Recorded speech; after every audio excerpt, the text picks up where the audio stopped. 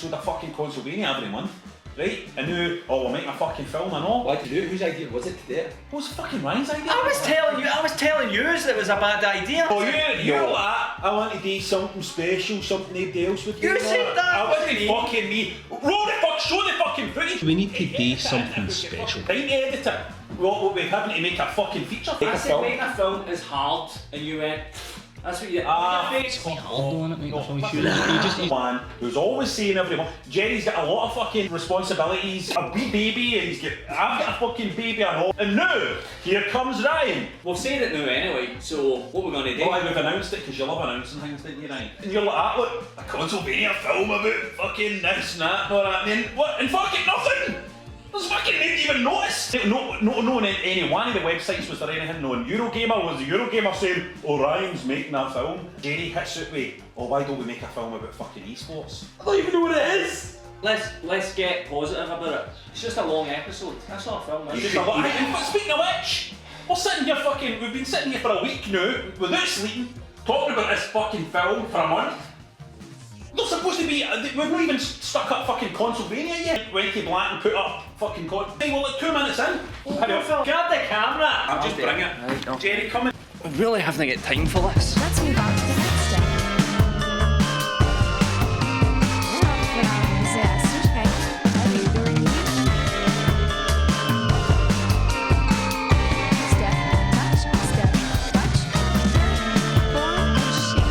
Mike. Hello and welcome to Consolevania. In this episode we've got an absolute belter for you. Oh, yeah, listen to that soundtrack, man. Hey, Ryan McLeod, I'm Rab Florence. I'm going to be reviewing. What's it supposed to be doing a Monster Hunter special?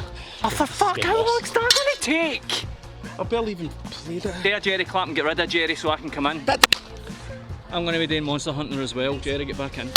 And I'm going to be reviewing Jerry, Monster go Hunter. do another clap, my hat's disappeared. Right, what else? Is that it? One more. Aye, that's it. And Assassin's Creed. I'll review something else as well because how would we get the time to play Monster Hunter if we've got a fucking film to make? Why are we both holding this? It's really a very gentle moment.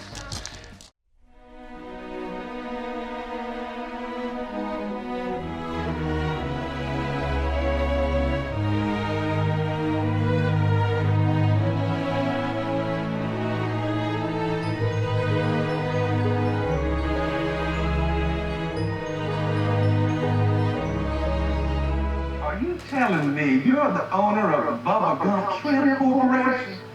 Yes, sir. We got more money than they profit. Boy, I heard some whoppers in my time, but that tops them all. That's rude. I thought it was a very lovely story. And you tell it so well. There's such enthusiasm. Would you like to see my Lieutenant Dan? Yes, I would. Well, that's him right there. I can see that you're impressed.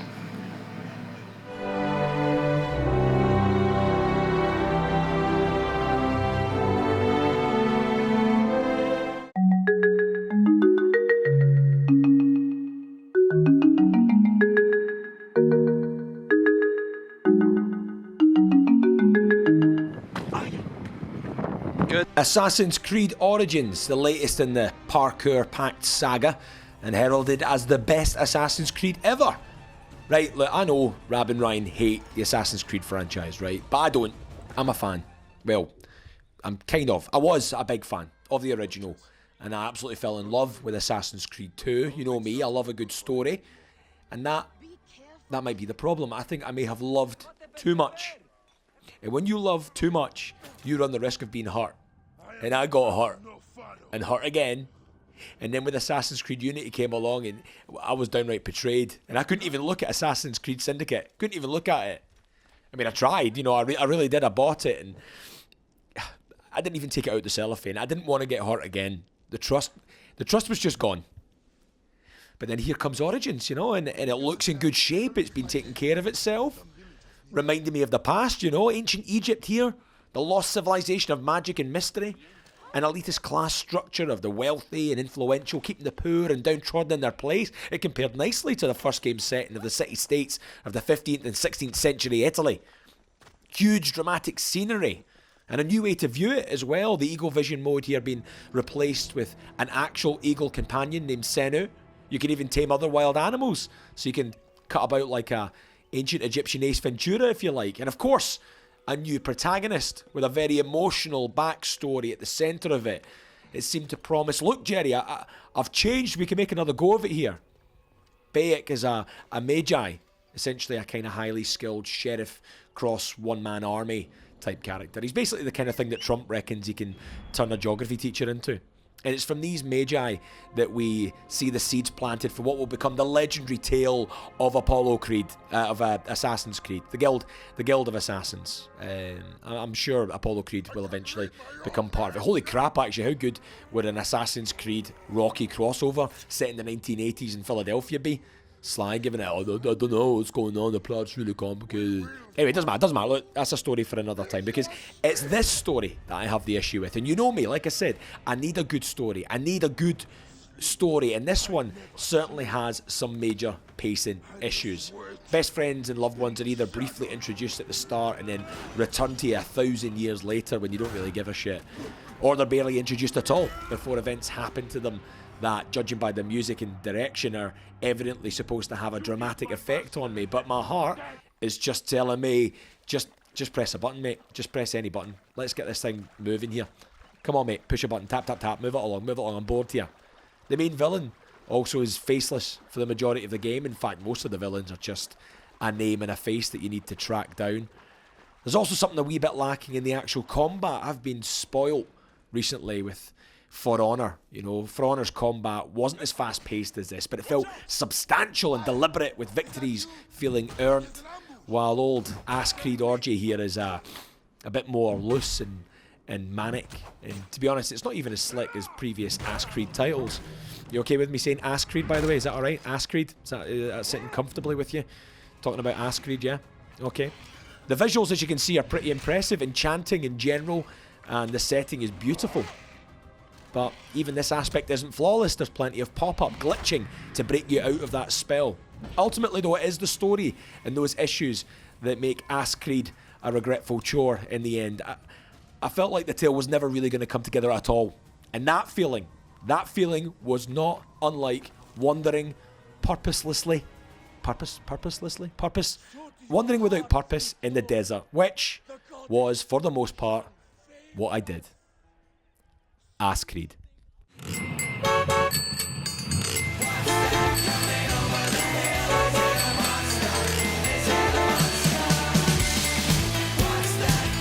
What better way of This isn't a road. talking about Monster Hunter together, a game where you go on a hunt together, than going out and doing it when you're going out on a hunt for a fucking McDonald's, man, with your pals. Monster Hunter, boys, what have you thought of it so far? I have never been more bewildered in my entire life, but then I'd never played any of the Monster Hunters. In a way, I draw comparisons between Monster Hunter World and Dark Souls, in so much as I'm fucking baffled. The difference being, Dark Souls never told me anything and I was fucking baffled, and Monster Hunter is telling me everything. And I'm baffled. Also, with something like Dark Souls, there's something about the lore which is far more interesting than the kind of light smattering of lore stuff that's in Monster Hunter. Know what I mean? I like the world though. My first impression was like, oh, this feels brilliant, this feels great.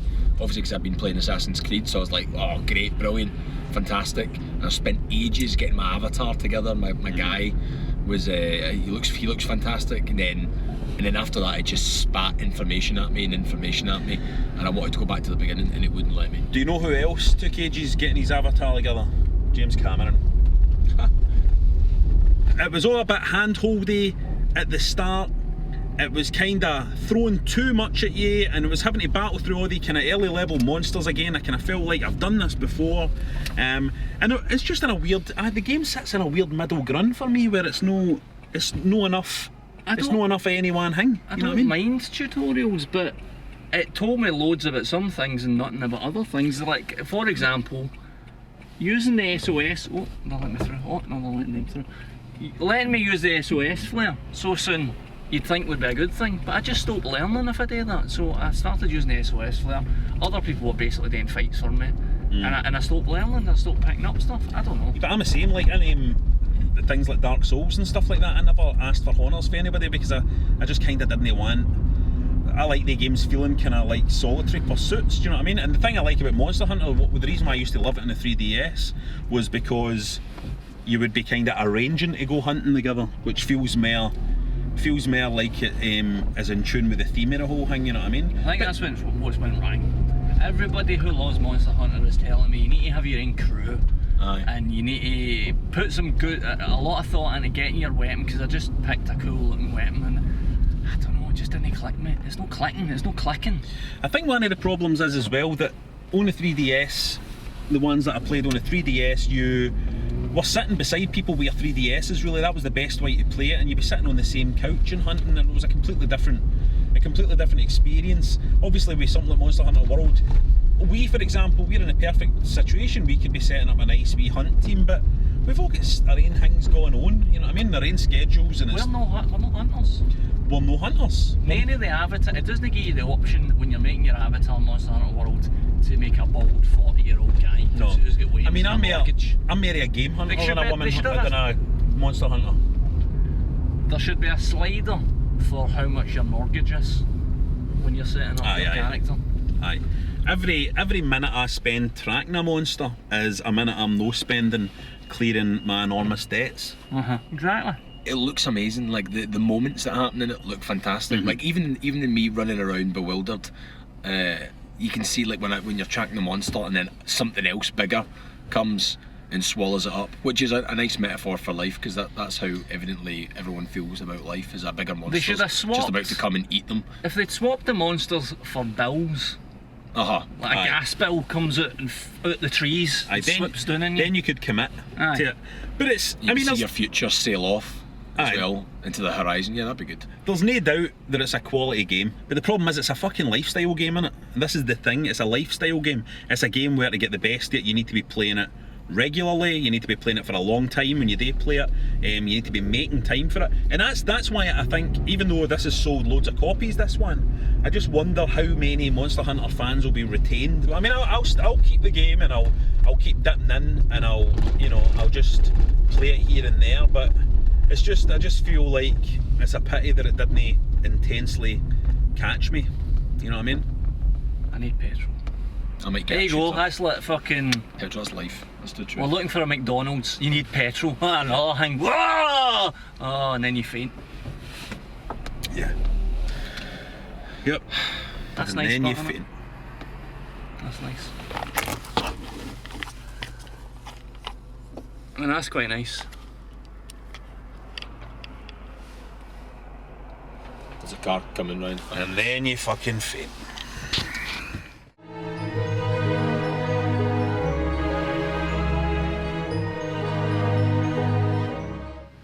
It's ready. This is our only chance to destroy them. If you can get back into Walker, weapon is We're being useless. hailed by the board. On screen, I am Locutus of Borg. Resistance is futile. Da? Your life as it has been is over. Dad, From this time forward, you will service us. Mr. Wolf. That's my dad. That's my dad, Mr. Wolf Fire. We need to. How do we let people? What are you doing? I'm trying to figure out how much a film costs. I'm Right. trying to figure out how much was Last of the Mohicans. That's a good yardstick. Well, how much did it cost but to that's make an Last of old the film. Mohicans? It's about 5 years long as well. Our film only needs to be Right. 3. You look for something recently, maybe like Black Panther. How much did that cost? Black Panther. It's 10 million. 10. That's not a lot, but it is a lot, isn't it, for I us? don't have 10 million. Google what is the shitest. How much did the shitest film cost? How much? My dad's uncle made a film. I don't know what it was about or something. I know him and his wife made a film. How much did the shitest porn film cost? Clark's.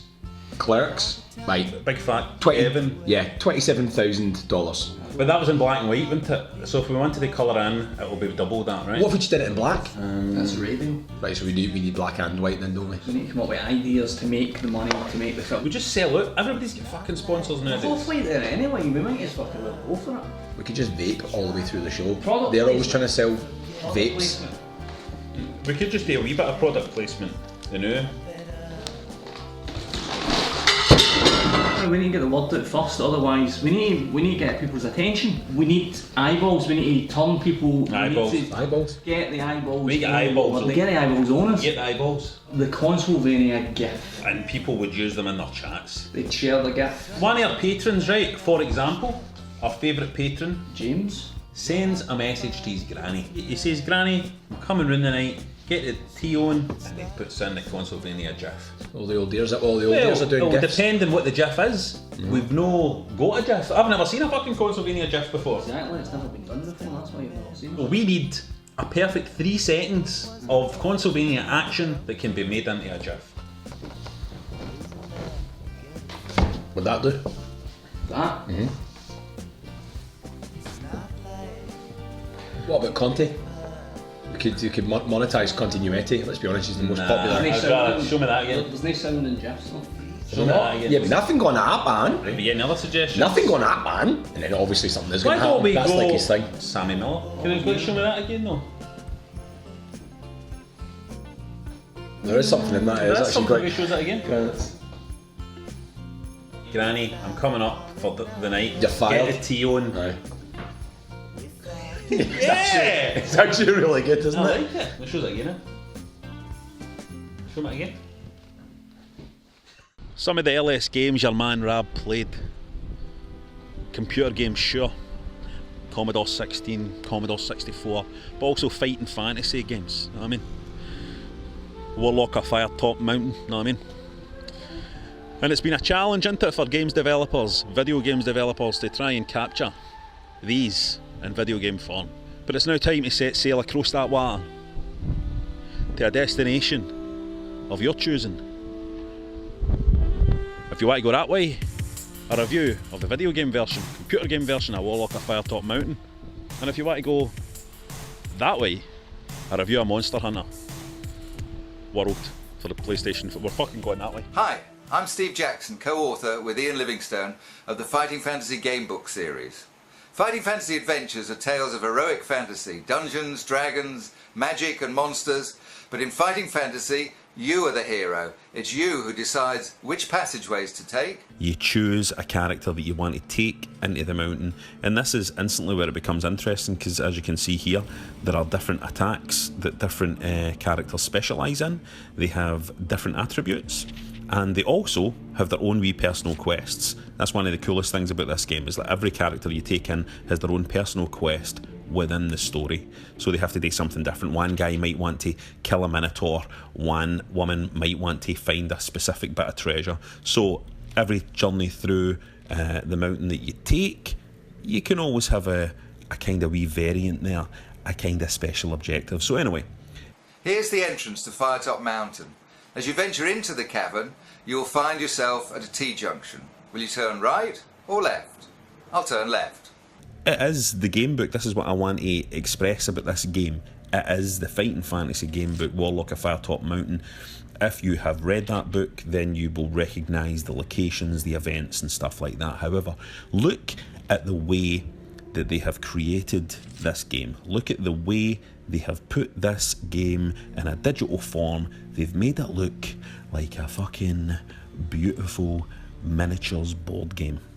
The way you move is like a wee miniature moving through a beautifully constructed diorama almost, right? And again, uh-oh, we've come to an orc sentry who's asleep at his post. You're getting the wee choices, where do you want to go, but there's no like page numbers or anything like that. It's all laid out like a dungeon crawl.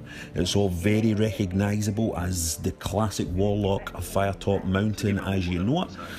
However, watch this here. I'm going to approach this sleeping orc and I'm going to fight this orc, alright? We could try and sneak past, but let's fight them instead, because I want to show you what they've done here with the combat. Obviously in Fighting Fantasy game books, what normally used to happen was that you would just have a kind of a die roll, a roll off against a baddie to win, but here it's merely a tactical miniatures game. This is what they've done with it. So you have your movement, you can move around, and you can activate your attacks, and you kind of have to predict where the enemy is going to move to. So if I attack in this square here, well, he didn't move in. I was hoping he was going to move in. I'll try again. He moves in, and I hit him. And this character, the specific character I've taken here, is particularly good at the wee diagonal attacks. So you're kind of wanting to try and navigate around the battle maps, move characters into the areas, move enemies into the areas where your character is best at attacking, and do your attacks, right? Here we go. You'll remember this bit for the book with the two dogs chained up. Ideally you want to throw them a bit of meat, which will quieten them down. You can find that meat off to the right, and this is the cool thing about this game as well. You're going through the dungeon and you're going to make multiple runs through Firetop Mountain, right? And you're going to know what happens. You're going to remember what happens in specific locations, but there's wee things change as every time you go through. Wee things change every time you go through. Again, there's the personal quest. So sometimes when you want to avoid the Minotaur, sometimes you want to hunt the Minotaur down. Sometimes you want to avoid that whole wing of the mountain where you don't need to go.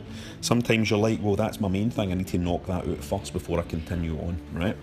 Every time you fight baddies as well, you gain souls, as you can see up the top right when you kill a baddie.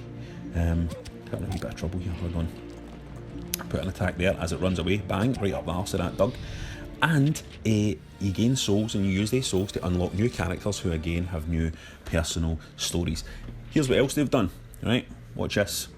There's wee benches here. You don't get these in the fucking game books, do you? There's wee benches where you can sit and you can kind of save here. You sit on the bench and rest, and that means if you die further into the mountain, you can come back to that bench and continue on. Now, I just wanted to do this like a Let's Play to just show you, you know, the opening of the game, because I kind of think if you've seen the opening of this game, then you see how it works, and if it grabs you, then you're going to love it. This has been one of the best games I've played. I'm like, you know, I've got Monster Hunter, right? We were supposed to be doing an episode about Monster Hunter, but I've been running through this. I've been obsessed with just going through this because Warlock of Firetop Mountain is a brilliant game book anyway, right? We'll fucking know that. It's brilliant anyway. And just, this is beautiful to look at. I think it's beautiful the way they've created this game. I think this is the perfect way to present Fighting Fantasy game books in a digital form. The combat system is so much fun. It's so relaxing. Yeah, of course you can say, "Ah, this is a casual game, man. This is a casual game, this isn't." I don't care. I don't care. Look, I found a key there. These keys will be in different places and you need these keys to get through. It's a very, very difficult game. But I recommend it. I am giving the highest of recommendations to the Warlock of Firetop Mountain. You can get it on Steam right now, and you really should, because it's a fucking belter. Good luck on your adventures, and may your stamina never fail.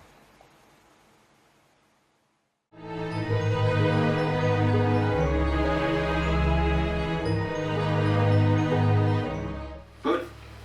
Because a man who doesn't spend time with your family cannot improve me. Come here.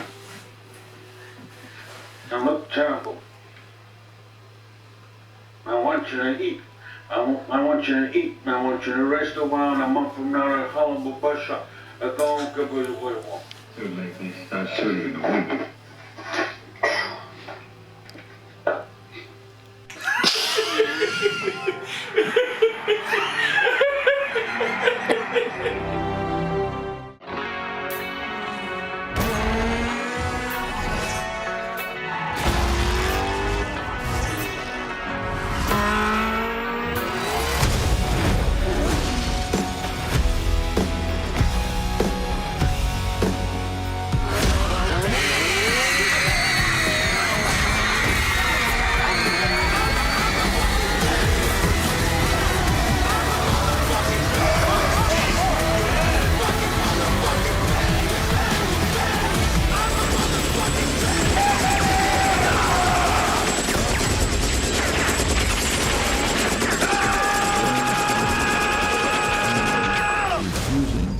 Participate in efforts to deal with climate change.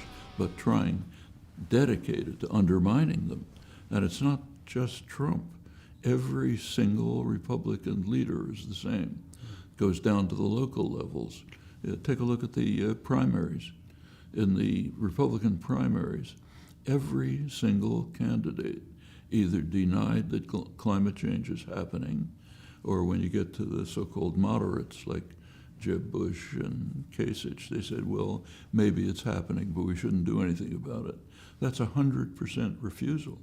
And this goes down to lower levels. Incidentally, roughly 40% of the population think it can't be a problem because Jesus is coming.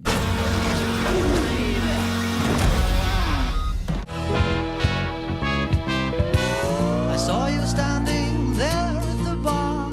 Your eyes were glazed with passion. A look of afar, a secret smile. I blew a few kisses, said my name is life. I've had a really funny idea for a bit, and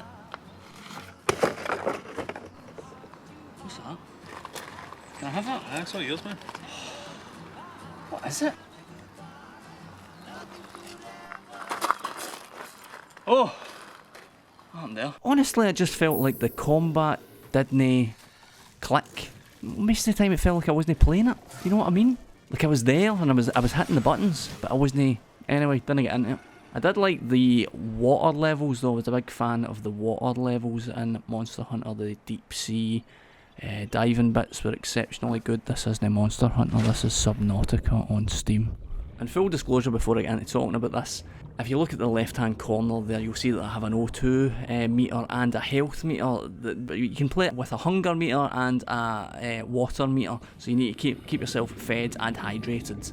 But I have so much difficulty in real life keeping myself fed and watered that I couldn't be bothered doing it in a fucking video game as well, so I've kinda chose easy. Full disclosure. So it's a survival game. You crash land on an alien sea planet and you item manage and you gather resources to build more things to keep yourself alive and to keep yourself exploring and to expand your habitat. That big thing up there is called a reefback. Here's me getting into a cave. It's one of the most, I think it might be the most difficult game I've ever had to review, because it's almost impossible for me to convey to you what it is like to play this game. You'll probably, if you've listened to our content before, have heard us say that it's, as you get older, it feels more difficult to justify putting time into a game. I've had this game on probably about 10 times, and each time I put it on, I don't think I've had it on for less than like 3 hours.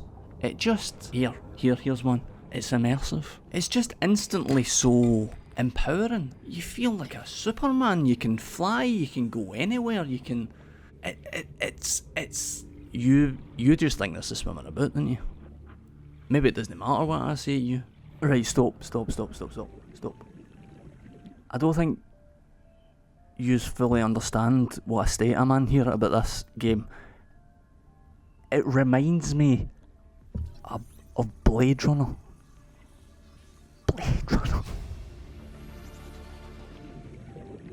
I'm not a person who dwells on regrets, but I missed the opportunity to do deep sea diving in real life. I was on my honeymoon in the Maldives and we had it planned for the last day, but my wife hurt her foot, so we couldn't do it. But everybody was like, I was really excited to do it because everybody was saying it's astonishing. It's like another world in there. It's like people would get emotional talking about it. They were saying it's like nothing you've ever experienced before. I've been diving, so I know what that sensation feels like. Because they're clearly drawn from real life experience. There's no way they haven't done this in real life. I mean, on Earth. There's no way they haven't done deep sea diving, and I honestly feel very grateful for that they've made this game. Genuinely feel grateful because I found myself getting emotional playing it. Day to night cycle, by the way. It's just, it's different planets. There's your crash landed ship. I found myself getting emotional playing it because it's overwhelming. It overwhelms the sense. Please play it. Please. I mean, I know I say that every time I play something good, but please play it because you'll be missing out if you don't. And if you do play it, wear nice headphones, wear good headphones, because what's going on in here, eh? He's having a party, are you? He's having a party and you're, God, you're all wearing the same thing. Wearing the same thing at a party. Oh, it must be embarrassing, eh? Anyway, see you later. It's so immersive. It's powerful. It's a very powerful game that you won't be able. There's so much in this game I've not even talked about. I've not shown you the habitats. I've not shown you other areas. Another attractive thing about this game is that you'll find yourself in the position where you want to watch some tutorial videos, and the people who play Subnautica are just as lovely as the game itself. It's just a nice place to be. Man, what a world. What an adventure. It's a very affecting and powerful experience, and I highly, highly recommend that you play it. I mean it this time. Every other time I've said it, I was lying, but I mean it this time. Oh my fuck, what the fuck is that? So let's say we get the budget and all of that, right? It's only a matter of time before that starts to roll in, so that's sorted. We've got the money.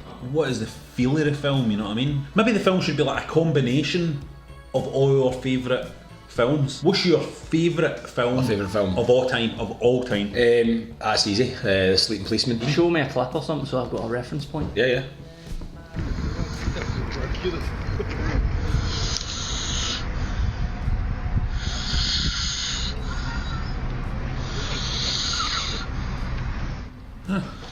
See? That is good. What's your favourite film all time of Ryan? Annie Hall. No, the Woody Allen Annie Hall. It's an action film. Are you saying any hole? Is that what you're saying? You saying any hole? Any hole? Is that what you're saying? I'll show you.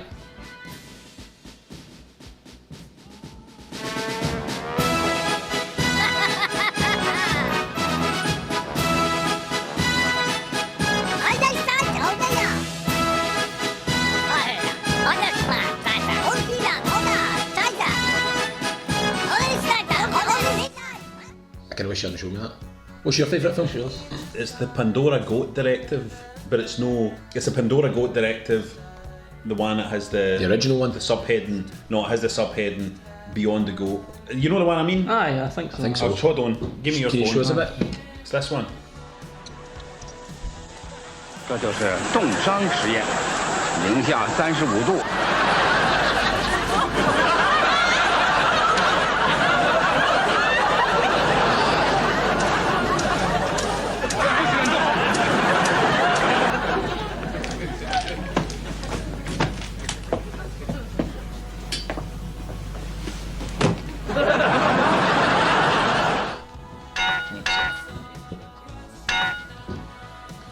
That's good that we all like different influences. Now we know what kind of film, the tone, now we know that we're going to be absolute sellouts and get as much money in as possible. I've got a wee surprise for you two. Because I have been given the phone number of a very, very serious individual. A person who is going to be able to help us make this Consolevania film a reality. And I am going to phone that person right now. This is really going to blow your fucking mind. This will need to be at the end of the episode. This bit? I can put this bit at the end of the episode, aye. Hey, how you doing?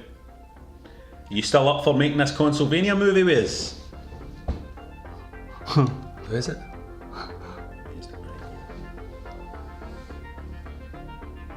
Consolevania fucking movie about esports with